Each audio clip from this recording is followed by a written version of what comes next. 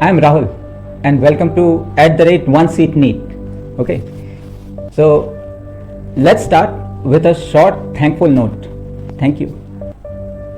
देखिए, it had been an year, okay, that I have posted my first video. 1 साल हो गया लगभग. Okay, बहुत सारी गलती की, बहुत चीज़ों से सीखा. Okay, जैसे looking back, है ना, I feel a bit embarrassed and a bit proud about myself too, है ना. तो थोड़ा बहुत तो हिचक सी आती है और थोड़ा प्राउडनेस भी फील होता है. ओके, क्योंकि उस समय क्या था कि मतलब ऑफ कोर्स आपको भी ऐसी फीलिंग होती होगी ना, आपने कोई डिसीजन पहले लिया हो. ओके, तो again consider me as your friend, brother, teacher, uncle, whatever, है ना. ओके, जो ये वीडियो अपलोड करने का ना, it started as an hobby and then I started enjoying it and now it has become my passion. Okay, मतलब कि a camera shy person having a false persona, okay, having fake confidence of having written UPSC mains multiple times with botany as a main subject. Okay, तो मुझे लगता था आप उन्हीं भगवान है ना, बहुत कुछ आता है. It took me a while to understand what kind of lectures that you all wanted. Okay, तो समझने में थोड़ा टाइम लगा, थोड़ा नहीं पूरे 1 साल लग गए. Okay, so from now on, है ना, अब अच्छे से, है ना, concise without diluting the content वैसी वीडियोस आएंगी. ओके, ये एक लर्निंग एक्सपीरियंस था, है ना. Through those videos I have grown, थोड़ा कॉन्फिडेंस डेवलप हुआ, है ना, कैमरा शाइनेस खत्म हुआ. So I would be unlisting all my videos, of course I would be reloading them. Okay, without diluting the concept, है ना. उनमें जो जो अच्छी चीजें हैं उनको निकाल करके फिर एक नया प्रिसाइज कंसाइज, है ना, वैसा एक वीडियोज अपलोड करेंगे, है ना. So again thanks to all my subscriber, those who watched and positively criticised. Okay, वो कहते हैं ना कि it's always to have someone who can say ugly truth on your face than those who say like beautiful lies. Okay, तो वैसे ही, है ना. तो आपके क्रिटिसिज्म से मुझे बहुत इंप्रूवमेंट का मौका मिला, है ना. Don't ever stop that. Okay, तो चलिए शुरू करते हैं. और अगेन थैंक यू, है ना. Today let's start with biotechnology chapter. Okay, चलिए देखते हैं कि इसकी शुरुआत कैसे हुई थी. Biology with technology. ओके, जैसे टेक्नोलॉजी को आप बोलते हैं ना कि ये केमिस्ट्री या फिजिक्स से डील करती होगी, लेकिन और biology life science. Okay, food production और इससे, और इनको हमने कंबाइन किया है. ओके, तो ये शुरुआत कैसे हुई थी. तो it started with some awesome experiment that Herbert Boyer and Stanley Cohen did in 1970. Okay, 1970s में ये दो scientist, okay, Stanley Cohen and Herbert Boyer. Okay, और मिलेनियल्स, है ना, those would be watching my videos, जो बच्चे 2000 के बाद पैदा हुए हैं ना. 1970 is not the age of dinosaur, आदि मानव, द्वापर या त्रेता युग की बात नहीं कर रहे हैं, अभी ही गया है, राइट. तो आपने द क्लोजेस्ट थिंग जो आपने महसूस किया होगा, you might would have experience in your life related to biotech, would be vaccine, है ना. अभी तो कोरोना सबकी वाट लगा के गया. तो कोरोना की जो वैक्सीन बनी थी ना, वो 3 तरह की वैक्सीन थी. एक mRNA वैक्सीन था, एक वेक्टर वैक्सीन था, और एक प्रोटीन सब यूनिट वैक्सीन. ओके, तो आपको भूमिका समझ में आ रही है ना. धीरे धीरे हम किस चीज में बात करने वाले, राइट. वैक्सीन बनाना बायोटेक रिलेटेड है. डीएनए को इस्तेमाल करके वैक्सीन बनाना बायोटेक से रिलेटेड है ना. तो सो बॉयर और कोहेन, इन दोनों साइंटिस्ट ने क्या किया. तो हम जानते हैं ऑर्गेनिज्म की हेरिडिटरी मटेरियल डीएनए है, राइट. डीऑक्सीराइबो न्यूक्लिक एसिड, जो पास डाउन होता है जनरेशन टू जनरेशन, है ना, एक जनरेशन से दूसरे नेक्स्ट जनरेशन में, राइट. लाइक, और जो हमारा डीएनए है ना, वो हमारे सारी मेटाबॉलिक प्रोसेसेस और एक्टिविटी को कंट्रोल करता है, राइट. और डिफरेंशिएट भी करता है ना बिटवीन डिफरेंट ऑर्गेनिज्म, राइट. तो जैसे मुझे अगर पानी में डाल दिया जाए तो मैं मर जाऊंगा, because I don't have gills to survive, right. मेरे पास वो जीन नहीं है, मेरे पास वो डीएनए नहीं है जो मुझे अलाउ करेगा पानी में सर्वाइव करने को. लेकिन एक मछली हुआ, है ना, उनके पास तो गिल्स होती हैं. तो मतलब कुछ कुछ जीन उन चीजों को कोड करती है जो उस ऑर्गेनिज्म के लिए हेल्पफुल हो. मछली के लिए उनके पास वो जीन होगी जो अपने आप को एक्सप्रेस करेंगी और गिल्स देंगी, और उनसे वो पानी में सर्वाइव कर सकते हैं. हमारे पास वो जीन नहीं है, हम पानी में सर्वाइव नहीं कर सकते, राइट. यहां तक आप साथ में, ओके, ठीक है. अब इस एक्सपेरिमेंट को देखिए कि किसी आदमी को पानी में सर्वाइव, है ना, बेसिक में आप ऐसे ही समझिए. तो इनका एक्सपेरिमेंट शुरू होता है एक फ्रॉग के डीएनए से. ओके, ओके, उन्होंने एक एंजाइम लिया, ओके, जो कट करता था, ये मान लीजिए कि फ्रॉग का डीएनए है, राइट. फ्रॉग का डीएनए जो फ्रॉग की मेटाबॉलिक एक्टिविटी को गवर्न करता है ना, उसको सर्वाइव करने के लिए जरूरी है.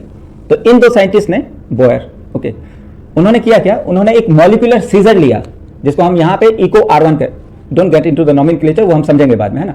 उन्होंने एक मॉलिक्यूलर सीजर लिया, ओके ओके, और उन्होंने, और मान लीजिए कि फ्रॉग के डीएनए में ना बहुत सारे सेगमेंट्स हैं, ये फ्रॉग का डीएनए है, उसमें ये जीन कुछ और कोड करेगा, ये ट्रांसपेरेंट वाला कुछ और कोड करेगा, और ये ब्लू वाला पोर्शन कुछ और कोड करेगा। ये ब्लू वाला जो सेगमेंट है ये हमें चाहिए, राइट।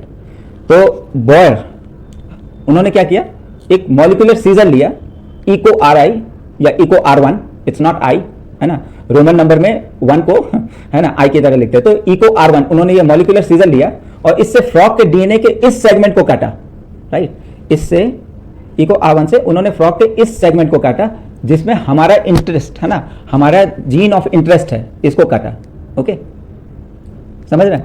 और इसको इन्होंने एक बैक्टीरिया, ओके, जिसको हम बोलेंगे ई कोलाई बैक्टीरिया में, ओके, अब इसके बारे में भी जान लीजिए। ई कोलाई बैक्टीरिया के पास ना अपना एक प्लाज्मिड होता है, राइट, उनका एक प्लाज्मिड होता है, जो बैक्टीरिया है ई कोलाई बैक्टीरिया, उसमें वो प्लाज्मिड होता है, राइट, बैक्टीरिया और प्लाज्मिड, इसमें भी डीएनए है और बैक्टीरिया का अपना जो डीएनए है उसमें भी डीएनए है, राइट। ये प्लाज्मिड के सिग्निफिकेंस को आप समझिए, राइट। अब मान लीजिए हमने फ्रॉग के डीएनए में से ये जो ब्लू पोर्शन है इसे हमने निकाल लिया, राइट। निकालने के बाद हम इस बैक्टीरिया का जो प्लाज्मिड है उसमें इंसर्ट करेंगे, ओके, और वापस से इसको इंट्रोड्यूस करेंगे बैक्टीरिया में, राइट। तो we would get somewhat like this, है ना। अब ये जो बैक्टीरिया है ये एक रिकॉम्बिनेंट है जिसने फ्रॉग के डीएनए को इनकॉर्पोरेट कर लिया अपने प्लाज्मिड में, राइट। यही है ओवरऑल एक्सपेरिमेंट, ओके। और बस ये सिंपल प्रोसेस के थ्रू ही हमें मिलते हैं different type of medicine, vaccines, insulin, okay, और डिफरेंट बायो प्रोडक्ट, है ना, जो ह्यूमन की सर्वाइबिलिटी के लिए या उसकी लाइफ को अच्छा बनाने के लिए, है ना। तो this is the basic process, समझे आप। फ्रॉग के डीएनए को कट किया, एंटायरली डिफरेंट ऑर्गेनिज्म, उसको इंट्रोड्यूस किया बैक्टीरिया के जीनोम में, एंटायरली डिफरेंट ऑर्गेनिज्म, दो ऑर्गेनिज्म के डीएनए को मिलाना ही बायोटेक है, ओके। और इस तरह से इन दोनों साइंटिस्टों ने पायनियर किया था इस field of genetic engineering, okay. तो सारे मेडिकेशन, सारे वैक्सीन, है ना। अब फ्रॉग का जीन देखा था तो फ्रॉग में अच्छे और बुरे हर तरह के जीन होंगे, राइट। हमारा जो जीन चाहिए था, जीन ऑफ इंटरेस्ट, वो यहाँ पे है ना, ओके। अब ऐसा भी तो हो सकता है ना कि हम फ्रॉग को ही हम एज अ वेक्टर क्यों नहीं इस्तेमाल करें, इसी में इसको मल्टीप्लाई करते हैं। तो ऐसा होता है ना कि फ्रॉग अपने लाइफ टाइम में कितने अपने, है ना, कितने बच्चे कितने होते हैं, लिमिटेड, ओके। लेकिन अगर बैक्टीरिया में हमने किसी चीज को इनकॉर्पोरेट कर दिया तो they have capacity to divide like billion और millions of times within an hour, तो कितना ज्यादा ऐसा प्रोडक्ट हमें मिलेगा, राइट। तो बैक्टीरिया का ये सिग्निफिकेंस हो जाता है, ठीक है। तो इस तरह से हम वैक्सीन चीपली, है ना, और अफोर्डेबिलिटी, जो अफोर्डेबल हो, इस तरह से बायोटेक की मदद से हम बनाते हैं। टू डिफरेंट ऑर्गेनिज्म, उनके डीएनए को काट पीट करके हमने एकोमोडेट किया और उसी को हम मल्टीप्लाई करते रहे और वहां से हम अपनी दवा वो सब निकालते हैं, राइट, ओके। अब इनका एक्सपेरिमेंट कैसे था, है ना। The first thing that Boyer and Cohen did was they took the DNA from the frog which encoded certain traits that affect how frog develop, okay, how it survive.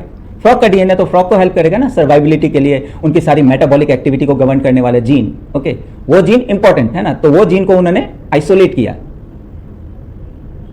वो again वो reason frog का जो उसकी survivability के लिए important जरूरी था। So they cut the piece of DNA using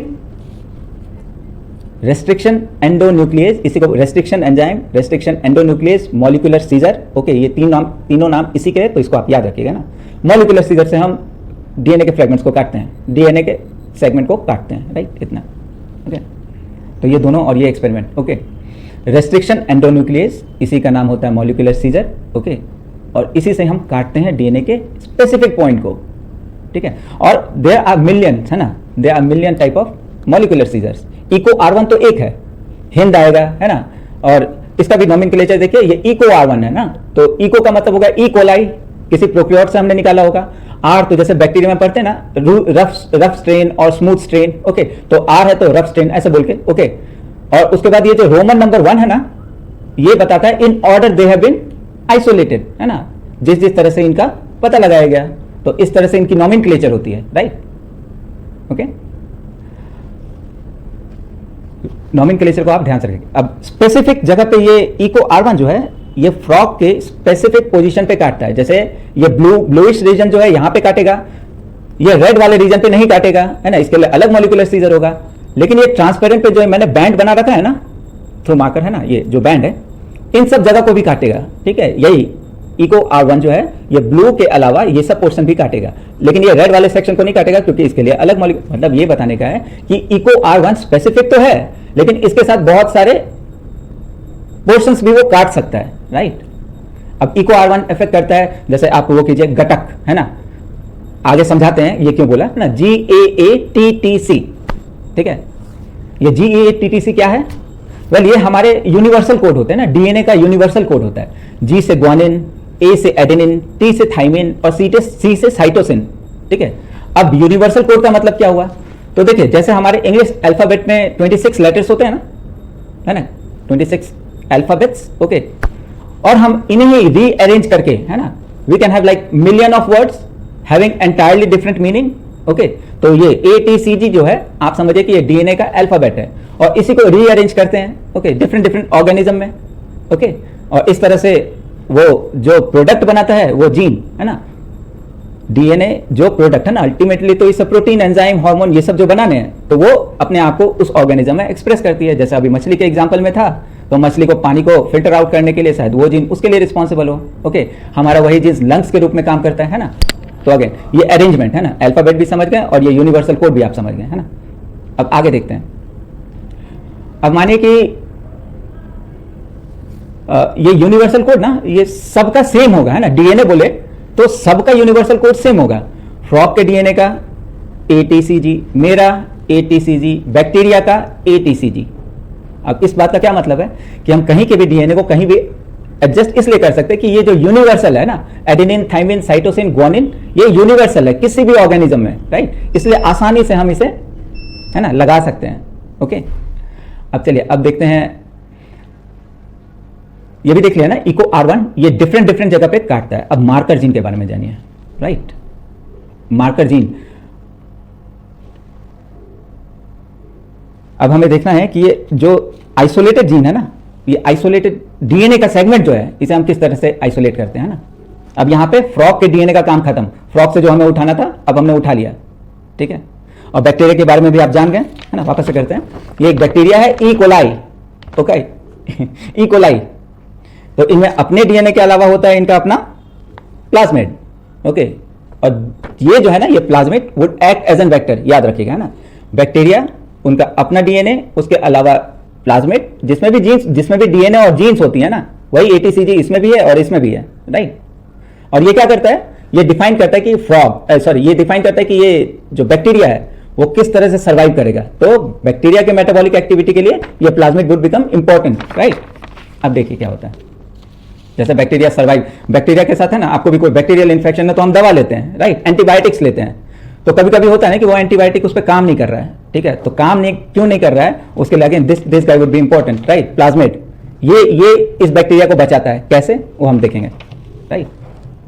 plasmid जो है ना, इनमें होता है मार्कर जीन, राइट, प्लाज्मिड में होते हैं मार्कर। ये जो प्लाज्मिड है ना, इसमें होते हैं मार्कर जीन, जिसको मैंने हाईलाइट कर दिया ना, हाईलाइटर से मार्कर, ओके, कुछ स्पेशल यूनिकनेस कैरेक्टरिस्टिक इस बैक्टीरिया को इंपार्ट करता है, राइट।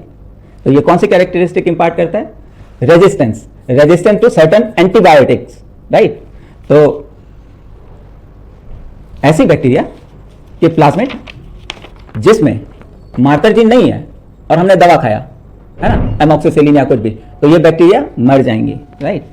वैसी बैक्टीरिया जिनमें ये मार्कर जीन है, राइट, ये मार्कर जीन है, ओके, और ये इस तरह की इस बैक्टीरिया में है, तो अब हम एंटीबायोटिक खाएंगे, ये बैक्टीरिया नहीं मरेंगी। क्यों नहीं मरेगी, क्योंकि ये मार्कर जीन है ना, ये मार्कर जीन वो सेगमेंट है प्लाज्मिड का जिसके पास एंटीबायोटिक रेजिस्टेंस जीन्स होती हैं, जो इस बैक्टीरिया को सर्वाइव कराएंगी इन एंटीबायोटिक्स, राइट। यही है बायोटेक्नोलॉजी, ओके। ऊपर आप समझ गए। फ्रॉग के डीएनए को हम लाएं, ऐड किया बैक्टीरिया के डीएनए में, ठीक है। अगेन दो डिफरेंट ऑर्गेनिज्म, फ्रॉग अलग है, बैक्टीरिया अलग है, राइट। इन दोनों के डीएनए को हम इनकॉर्पोरेट कर रहे हैं, ठीक है। और अगेन वही रिवीजन की तरह लीजिए कि बैक्टीरिया पहले तो फ्रॉग के डीएनए को काटेंगे और उसको इनकॉर्पोरेट करेंगे, ठीक है। तो काटना तो इको R1 जिसको हम बोलेंगे मॉलिक्यूलर सीजर, राइट। अब DNA piece from the frog is allowed to join with the, क्योंकि अनदर एंजाइम के बारे में बात करें, ऐसा थोड़ी ना कि भाई ये पीस हमने फ्रॉग का काट लिया तो और वो ऑटोमेटिकली बैक्टीरिया के प्लाज्मिड में जुड़ जाएगा, ऐसा तो नहीं है। ओके, ये बैक्टीरिया का जो प्लाज्मिड है इसमें इसे जोड़ना पड़ेगा, है ना। इसे जोड़ने के लिए जो एंजाइम का हम इस्तेमाल करते हैं उनको बोलते हैं DNA ligase. Okay, to join the piece of our cut plasmid, या है ना। तो कट तो हमने किया रेस्ट्रिक्शन एंडोन्यूक्लियस से।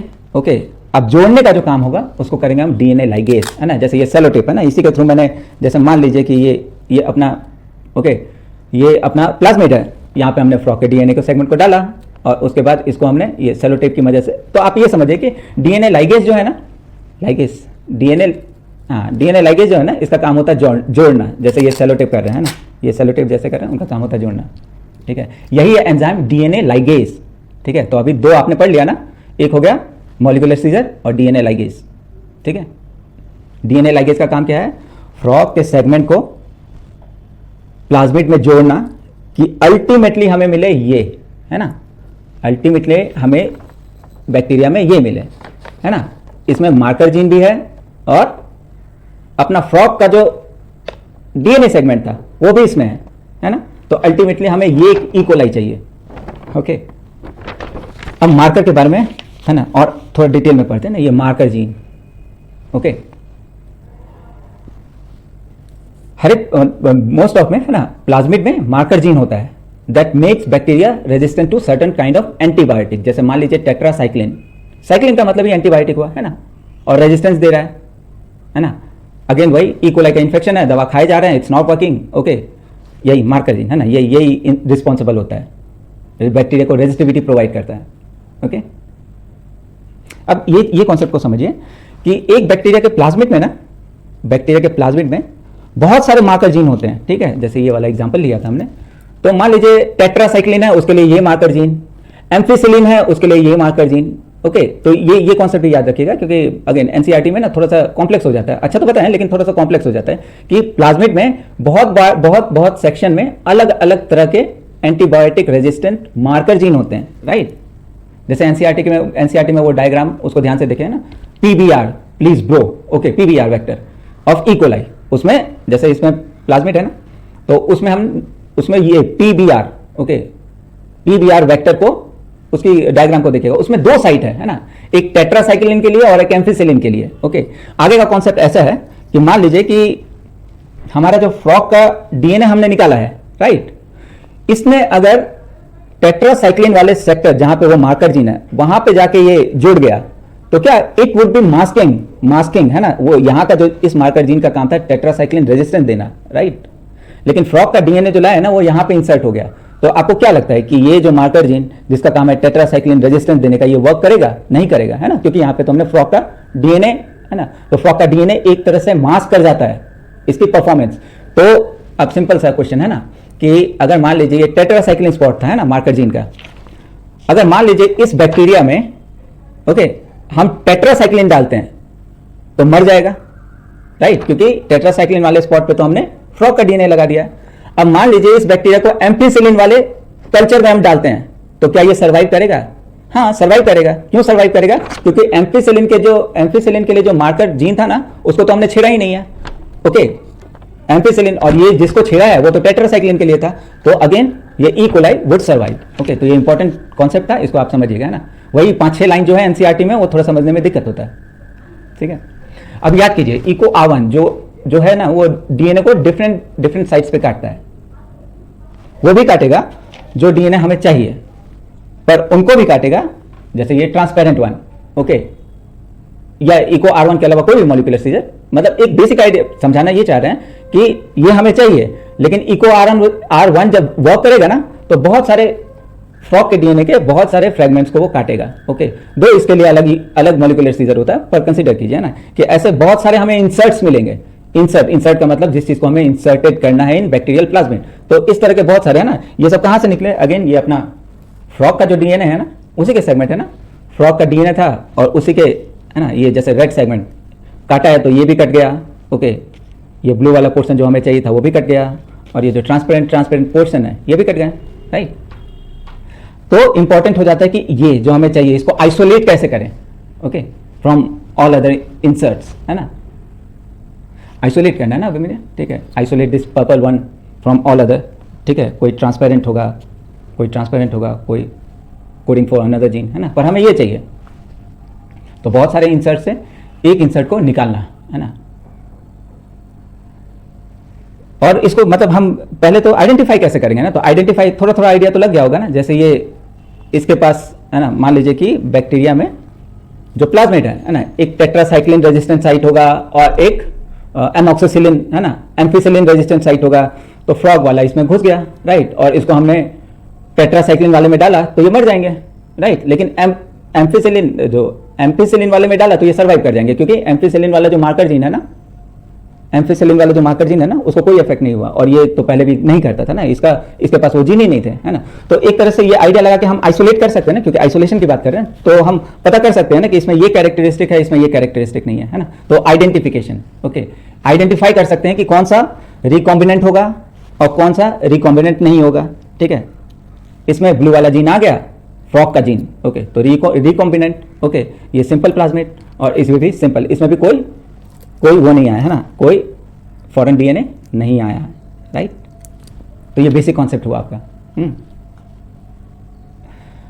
अब देखते हैं bacteria and plasmid marker gene, है ना, विदाउट, ये भी है ना, इस कॉन्सेप्ट को भी फिर एनसीईआरटी आसान रहेगा। जो बैक्टीरिया, ठीक है, जिसमें plasmid without a marker gene would die, है ना, सो ये देखिए दिस, है ना, without marker gene would die, okay, but this और दिस, है ना, these guys would survive, right, okay, ये सब सर्वाइव करेंगे और वो मर जाएंगे, ठीक है। अब देखना है कि हमें ये जो आइसोलेट किया ना, फ्रॉग के डीएनए को लाया, तो इसको अंदर भी तो एकोमोडेट करना, है ना, इसको तो हमने डिकम्बाइन कर लिया, अब इसको वापस से बैक्टीरिया के उसमें डालना होगा ना, बैक्टीरिया के सेल में हमें डालना होगा, राइट, ओके। और हमें पता है कि सेल वॉल है ना, फॉस्फोलिपिड लेयर, है ना, फॉस्फोलिपिड बाई लेयर, इसमें क्या होता है, लाइपोपॉलीसैकेराइड्स होता है, फॉस्फोलिपिड्स होते हैं, प्रोटीन होते हैं, है ना। कहने का मतलब ये जो आउटर वॉल है बहुत रिजिड होता है, राइट, क्योंकि इसका मेन काम है प्रोटेक्टिव, है ना, प्रोटेक्शन करना बैक्टीरिया का, ओके। तो अब हमें इसको अंदर लाना है, तो सबसे पहले जो हिंड्रेंस है, सबसे पहली जो रुकावट है, इसे तो हमें तोड़ना होगा, ठीक है। तो तोड़ने में तो एक जो, हाँ, घर में जो हम इस्तेमाल करते हैं पैस्चुराइजेशन, है ना, दूध ठंडा गरम ठंडा, ओके, तो यही स्टेप रहते हैं। किसी भी चीज को आप पहले कोल्ड चाहे ना, जाते हैं दुकान से दूध लेके आते हैं, दूध ठंडा होता है ना, उसके बाद फिर उसको हीट करते हैं, है ना, घर में मम्मी करती है ना, उसको हीट करते हैं, ठीक है। तो इसमें क्या होता है कि इनके जो भी बैक्टीरिया उनके सेल मेम्ब्रेन टूट जाते हैं, राइट, ओके, और उसके बाद वापस से उसको, तो यही पैस्चुराइजेशन वाला प्रोसेस भी, है ना, लिविंग ऑर्गेनिज्म है, तो सब में प्रोसेस तो सेम ही होगा, सिंपल है ना, कूल करो फिर हीट करो और फिर कूल करो, तो through this process the membrane become porous, okay. दूसरा होता है by adding salt, okay, salt जैसे हुआ आपका डाइवेलेंट सॉल्ट, ओके, जैसे sodium chloride, calcium chloride, okay, तो ये डिफरेंट तरीके बताने हैं जिससे हम सेल वॉल को हम पंक्चर कर सकते हैं, राइट। और अभी जैसे बायोगन को आप ऐसे कीजिए, जैसे आईवीएफ देखते हैं ना, इन विट्रो फर्टिलाइजेशन, वहां एग होता है, उसमें एक सिरिंज टाइप का आता है, वो स्पर्म है ना, वो डालता है, ठीक है।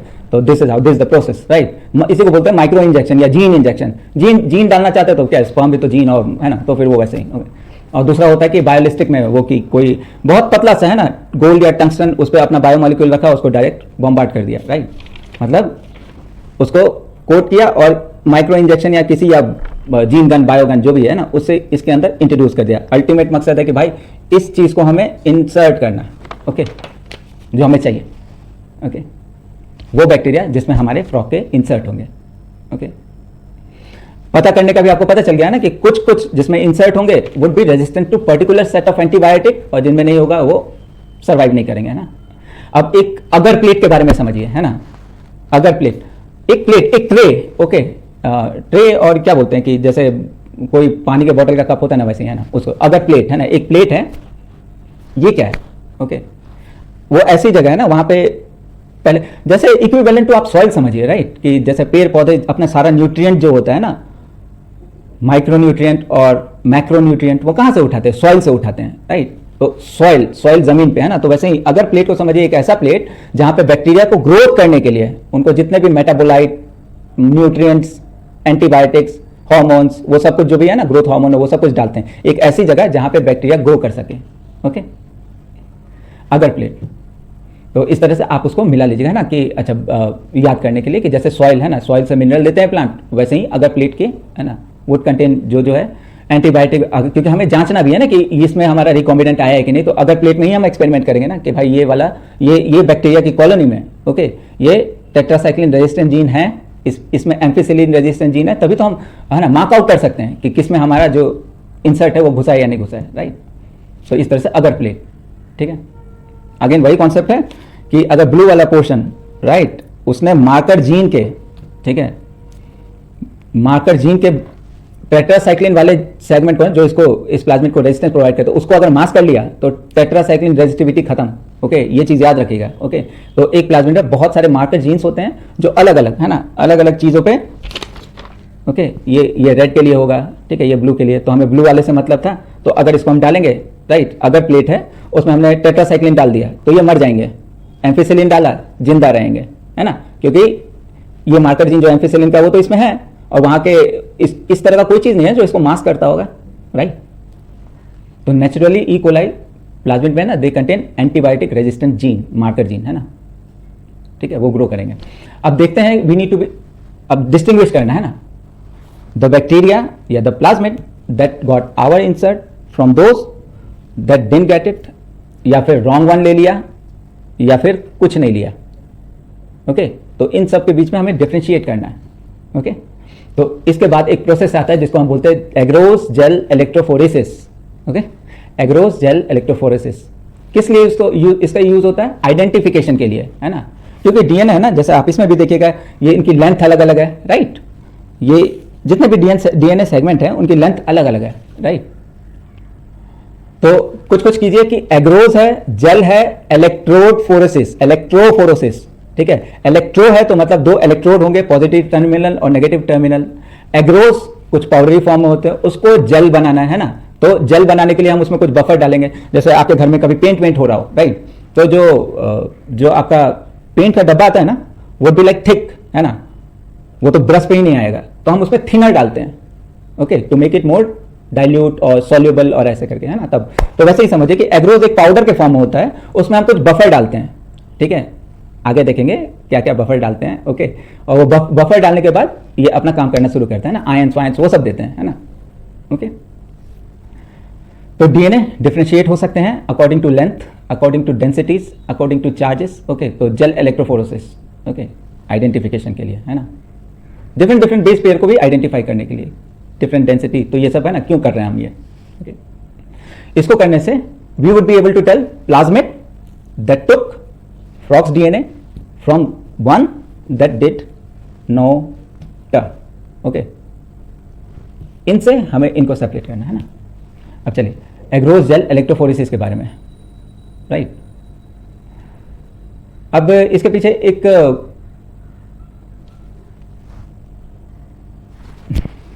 Clearly to separate DNA fragment और अदर जेल इलेक्ट्रोफोरेसिस का एक काम है, ठीक है, इसका काम है, ये एक टेक्निक है that is used to separate DNA fragment और other macromolecules such as RNA and protein based on their size and charge, right.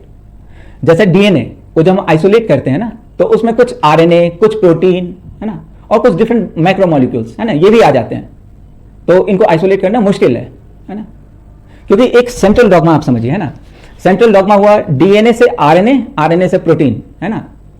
Okay, तो सेंट्रल डॉग्मा, अगेन ये टर्म इंपॉर्टेंट है, याद रखिएगा ना, डीएनए से आरएनए बनता है थ्रू ट्रांसक्रिप्शन और आरएनए से प्रोटीन बनता है थ्रू ट्रांसलेशन, है ना, protein enzyme hormone translation. Okay, तो हमने आइसोलेट कर दिया डीएनए, देख रखा है ना कि इन सब के साथ मिला होता, तो isolation of DNA is tough. Okay, इसलिए हम इस्तेमाल करते हैं एग्रोस जेल इलेक्ट्रोफोरेसिस।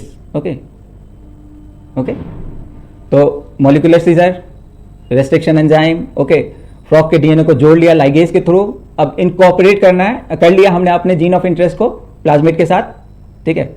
अब हमें जब सब कुछ कर लिया तो हमें सिर्फ ये चाहिए ब्लू पोर्शन, इसी को तो आइसोलेट करना है फ्रॉम रेड वन। ओके, या transparent one, okay, from transparent one. अब इसलिए एग्रोस जेल इलेक्ट्रोफोरेसिस। तो first step for DNA fragment separation is gel preparation और जेल कास्टिंग।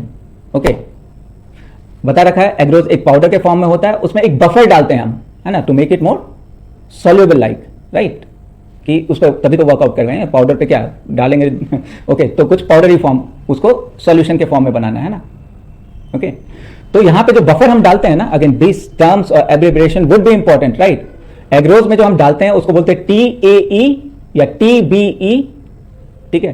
तो TAE हो गया ट्रिस एसीटेट, और लास्ट का जो E है ना उसका मतलब होता है EDTA, ओके, वैसे ही TBE तो हो गया ट्रिस बोरेट EDTA। अब EDTA का फुल फॉर्म क्या हुआ?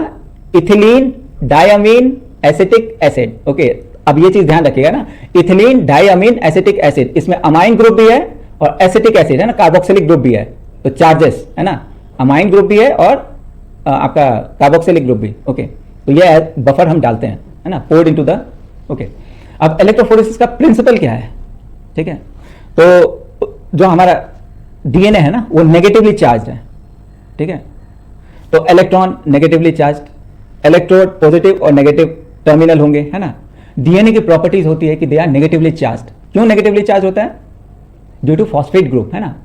तो अगेन डीएनए का डायग्राम देखिएगा तो बीच में बेस पेयर्स होते हैं, फिर पेंटोज शुगर होता है ना, राइबोज वही पेंटोज शुगर, है ना, तो AT और उसके बाद आपका पेंटोज शुगर होगा, और उसके बाद ये जो कर्व करती है ना, ये जो बैकबोन है ये फॉस्फेट के बैकबोन होते हैं, इसलिए ओवरऑल जो चार्ज होता है डीएनए में वो नेगेटिव होता है, ठीक है। और एक कॉन्सेप्ट समझ लीजिए कि जैसे मैं, है ना, अगर मुझे बोला जाए कि आपका कितना वेट है, ठीक है, तो वुड बी लाइक 53, राइट। तो इनको अगर हम कोई पर्टिकुलर, है ना, बायोमोलिक्यूल्स को निकाल रहे हैं तो इसका भी हमें वेट पता होना चाहिए ना। ओके, तो आपको इसमें एक टर्म सुनाई देगा, ये जो डाल्टन और किलो डाल्टन बोलते हैं, ठीक है। तो जैसे मेरा 53 केजी किलोग्राम, है ना, तो ये भी एक यूनिट है ना, डाल्टन एक यूनिट है, और ये अल्टरनेट नेम क्या है? एटॉमिक, है ना, ग्राम एटॉमिक मास, है ना, ग्राम में हम नाप रहे हैं, ठीक है।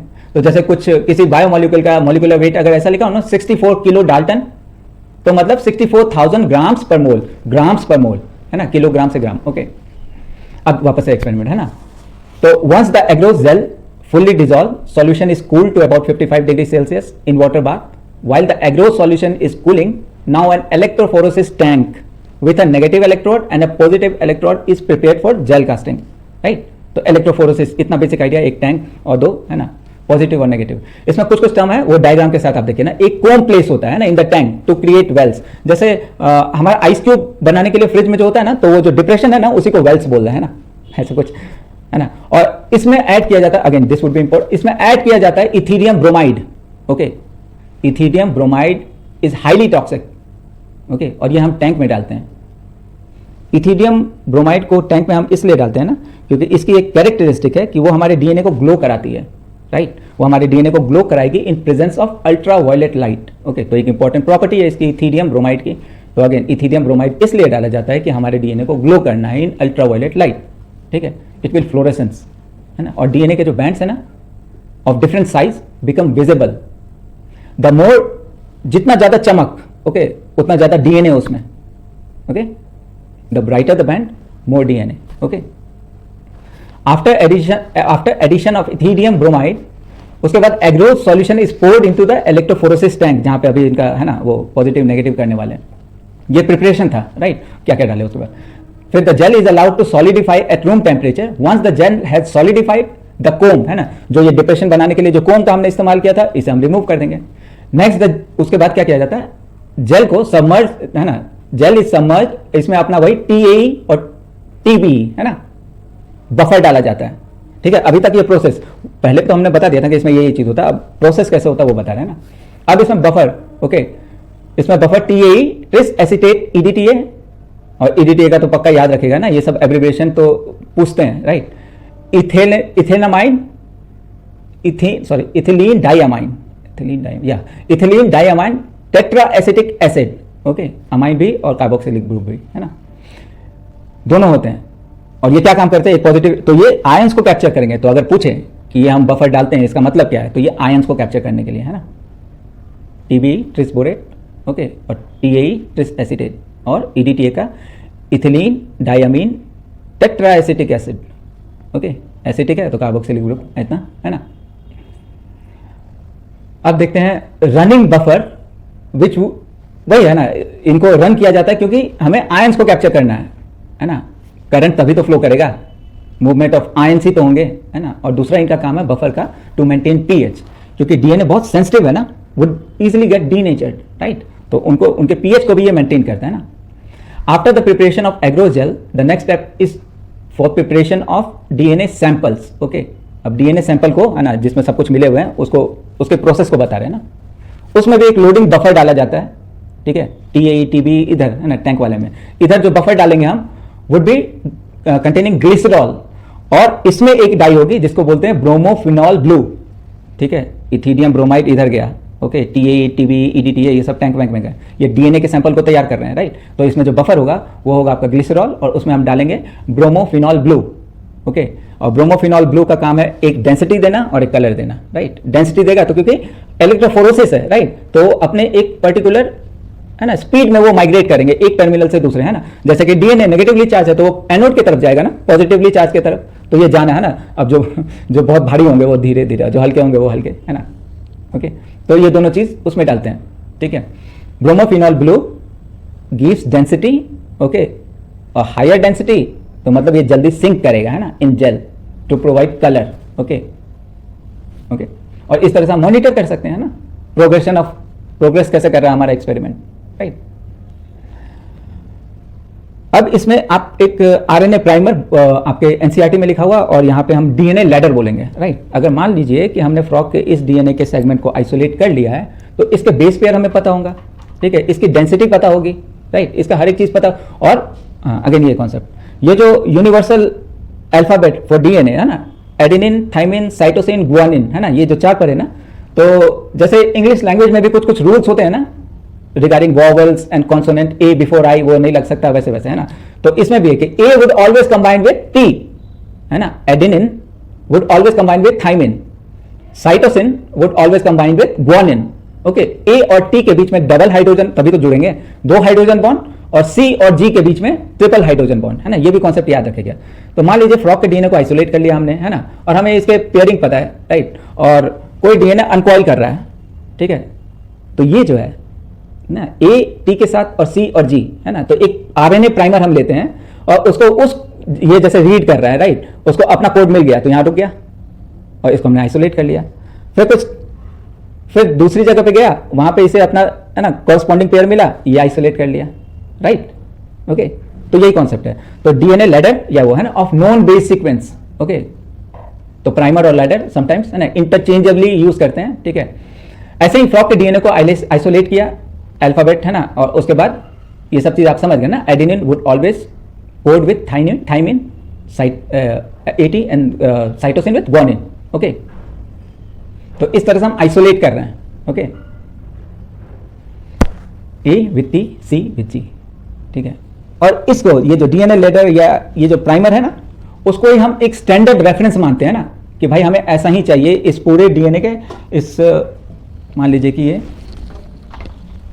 पूरे डीएनए में हमें सिर्फ ये पोर्शन चाहिए, ठीक है, समझिए सिर्फ, है ना। तो इसको हम आइसोलेट करने के लिए इस्तेमाल करते हैं ना, ओके।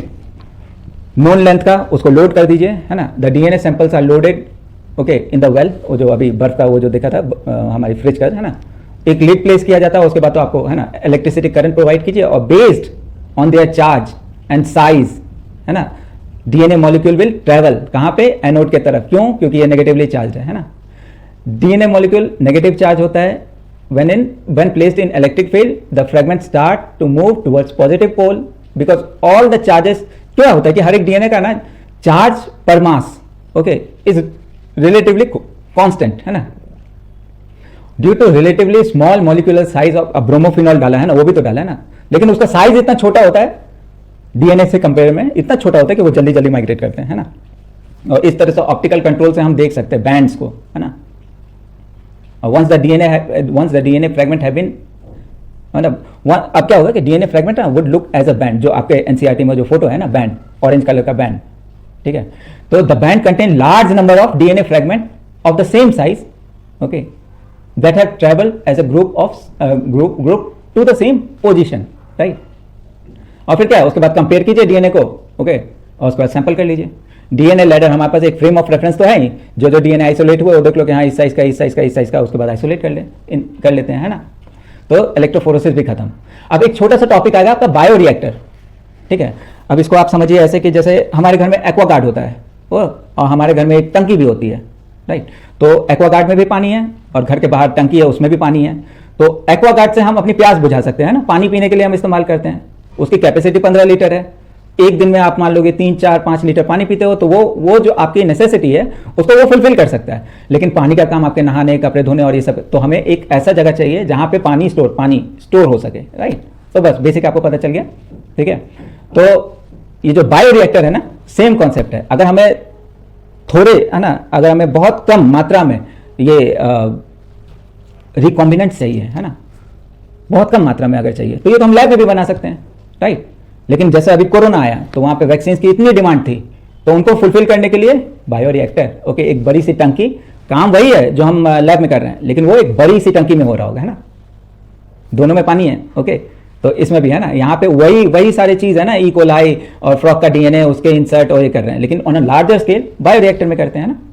तो बायो रिएक्टर को ऐसे बोलिए कि is a vessel that make use of organisms such as, ये अपना है ना ई कोलाई, अपना ई कोलाई, ओके,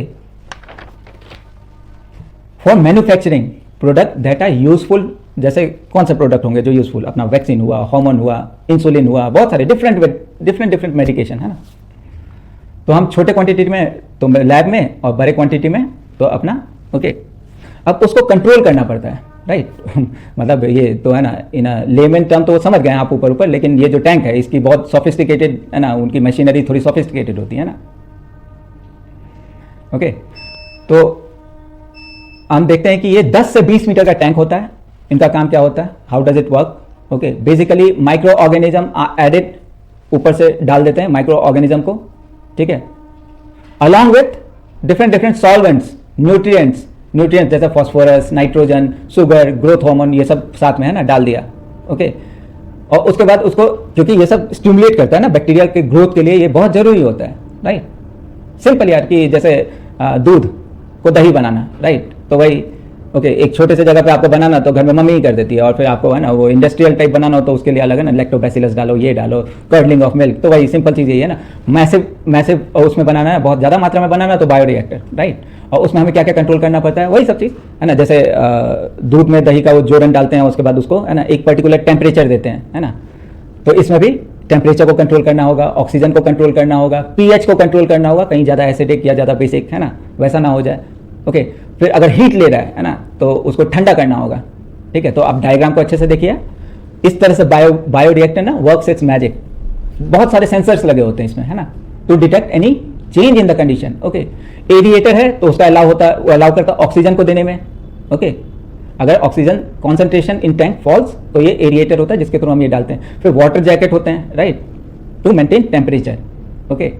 तो इस तरह से हम इसको एक कंट्रोल्ड एनवायरनमेंट देते हैं बैक्टीरिया को कि जा अपनी जिंदगी जी ले, है ना। अब condition for microbe to multiply, okay.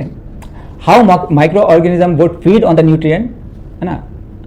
अब क्या है कि खाना पीना तो सब कुछ मिल रहा है, राइट। तो हम micro organism would feed on the nutrition, जो हम न्यूट्रिएंट प्रोवाइड कर रहे हैं, to produce a product that we need.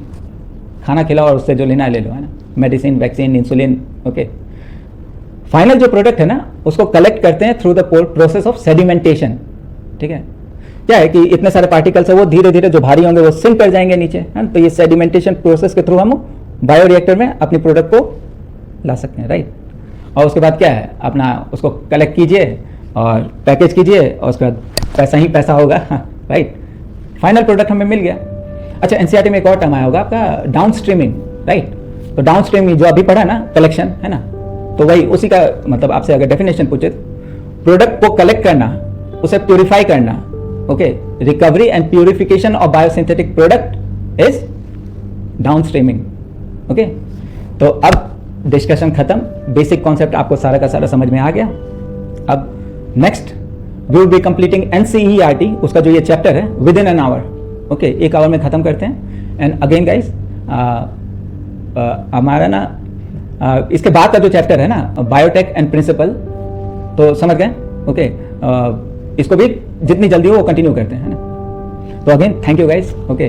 और आई हैव स्टार्ट, आपको तो अभी पता होगा ना कि आई ऑलरेडी स्टार्टेड अनदर, एक दूसरा चैनल है, another channel @1 seat UPSC without gap, है ना, लिखिए तो @1 seat UPSC, ओके, जहाँ पे है ना करंट अफेयर्स और जैसे मार्च में अभी क्या क्या हुआ है, national international news, current affairs और वो सब है ना, ओके।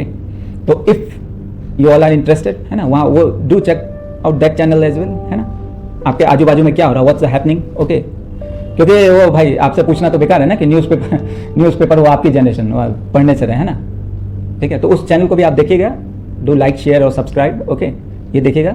और इसमें है ना again I am dying for my positive criticism, okay. अगर आपको सही में वाकई में कुछ लगे कि यार मुझे ये इंप्रूव करना चाहिए ना, तो आप बताओगे तो ही तो मैं सीखूंगा, ओके।